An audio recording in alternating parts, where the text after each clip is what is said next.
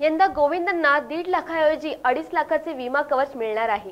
गुरुवारी गोविंदांना हे वाढीव कवच लागू झाल्याची घोषणा केंद्र सरकारच्या द ओरिएंटल इन्शुरन्स कंपनीकडून करण्यात आली आहे।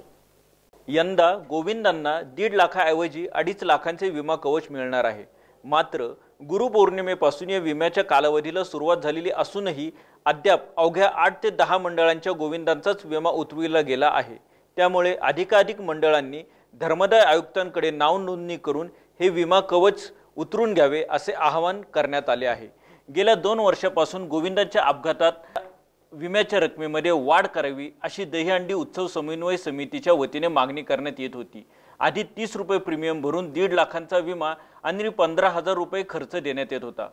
सर्वसाधारणपणे गुरुपौर्णिमेपासून दहीहंडीच्या सरावाला सुरुवात होते, त्यामुळे सरावाच्या काळातही गोविंदाचा विमा उतरवणे आवश्यक असते।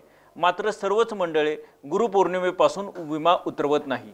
दहीहंडीच्या 15 दिवस आधी जेव्हा सरावाला जोड चढतो तेव्हा हा विमा उतरविण्यात येतो। याचा फायदा नोंदणी न केलेल्या मंडळांच्या गोविंदांना मिळत नाही। गेल्या वर्षी 953 मंडळांनी गोविंदाचा विमा उतरविला होता। मात्र सुमारे 200 गोविंदा पथकामधील गोविंदांना हा फायदा नोंदणी न झाल्याने मिळाला नव्हता। त्यामुळे समन्वय समितीमार्फत अध्यक्ष बाळा पेडलेकर यांनी लहान मंडळांनीही आपली नोंदणी करून घ्यावी असे आवाहन केले आहे। नव्या सुधारणेनुसार 28 जुलैपासून 26 ऑगस्टच्या सकाळी 6 वाजेपर्यंत 40 रुपये प्रीमियर भरून मृत्यू, कायमस्वरूपी अपंगत्व, दोन्ही हात किंवा 2 पाय किंवा 2 डोळे गमावले तर 2.5 लाखांचे विमा संरक्षण मिळणार आहे। 1 हात किंवा 1 पाय किंवा 1 डोळा गमावल्यास 1.25 लाख रुपये गोविंदाला दिले जातील।